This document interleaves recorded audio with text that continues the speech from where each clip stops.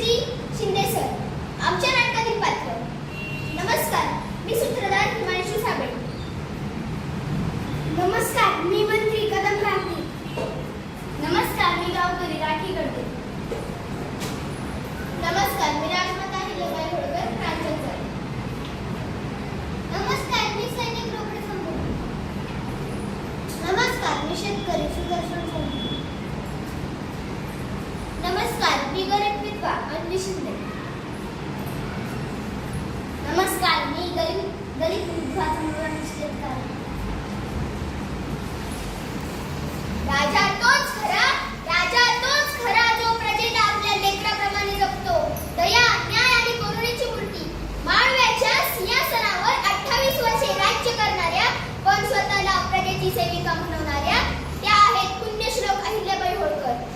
आज आपण त्यांच्या जीवनातील 2 प्रसंग पाहणार आहोत. 1. जिथे एका विधवेला मातेचा आधार मिळाला. 2. जिथे एका शेतकऱ्याला न्याय मिळाला. चला तर मग घेऊन जाऊ तुम्हाला न्यायप्रिय लोकमाता अहिल्याबाई होळकर यांच्या 18व्या शतकातील महेश्वरच्या दरबारात.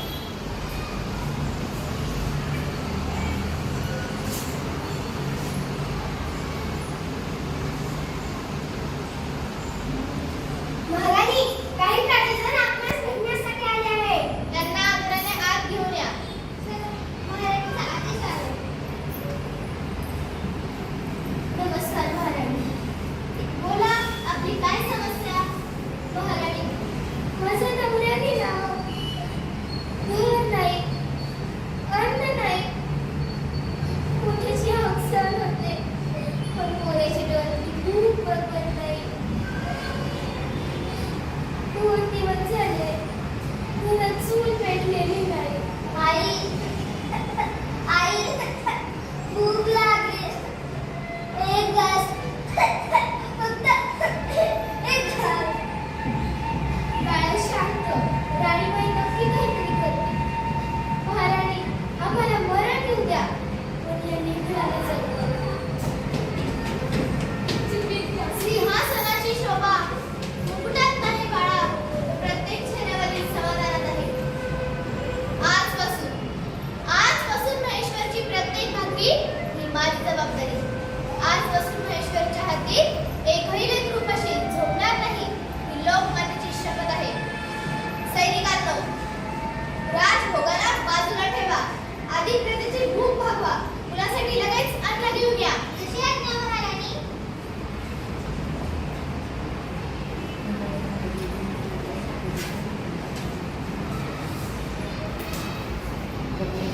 महाराणी, आज 3 दिवसांनी माझ्या पोराच्या तोंडात घाम गेला. आपण राणी नाही, साक्षात अन्नपूर्णा आहात. आमच्यासारख्या हजारो विधवांसाठी तुम्हीच माय आणि बाप दोन्ही आहात. तुमच्या उपकाराची परतफेड 7 जन्मात पण होणार नाही. ताई, मुकुट आणि सिंहासन याने कधीच राणी होत नाही. आई आपल्या लेकराला कधीच उपाशी ठेवत नाही. मग मी माझ्या प्रजेला उपाशी कशी ठेवू? जिच्या खुशीत प्रजेची लेकरं सुरक्षित असतात तीच खरी राणी असते. मंत्रीजी, येथून पुढे राज्यातशी एकही व्यक्ती उपाशी राहता कामा नये. राज्यातील प्रत्येक गावात अन्नछत्र सुरू करा. गरिबांसाठी पक्की घरे बांधा. आणि लक्षात ठेवा, माझ्या या आदेशाचे पालन त्वरित झाले पाहिजे. जशी आज्ञा महाराणी. महाराणी, दरवाजात एक शेतकरी तासभरापासून उभा आहे. तो म्हणतो महाराणीलाच भेटायचंय. त्याला आत पाठवू का? हो मंत्रीजी, त्यांना तात्काळ आत घेऊन या. प्रजा दरवाजात थांबली म्हणजे आपल्या कारभारात कुठेतरी चूक आहे. चला. बघ, ऐका. मी रात्रंदिवस राबलो, खूप कष्ट केले, पण विसर कंटाळा आणला. मी खर्च केलं, आता पोटाला रोज नाही. सरकारी कामदार उभा आहे आणि म्हणते कर द्या. आता मी काय करू, कोणाला सांगू? तुम्हीच आमच्या आई आहात महाराज, आम्हाला वाचवा. शांत हो बाबा, ते डोळे पुस. जोपर्यंत आईला जिवंत आहे तोपर्यंत माझा एकही शेतकरी रस्त्यावर येणार नाही. प्रजेचा एक अश्रू म्हणजे माझ्या मुकुटातील काटा आहे. पण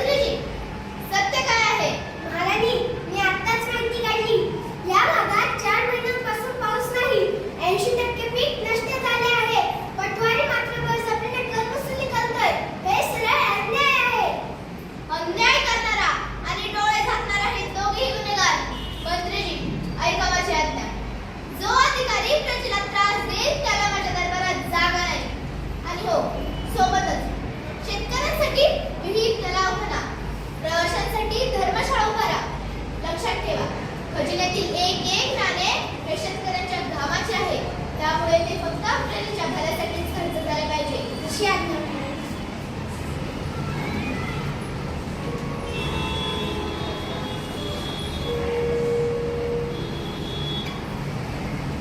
राजमाता होळकरांचा विजय असो, विजय असो.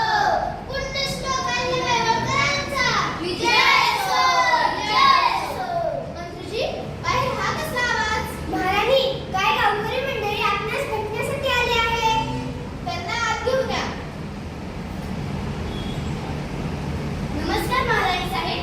महाराणी तुमच्या कृपेने चमत्कार झाला. बघा महाराणी, आपल्या आदेशाने गावात नवीन विहिरी झाल्या, आपल्या शेतात पाणी आहे आणि पिकं हिरवीगार आहेत. आणि धर्मशाळा झाली.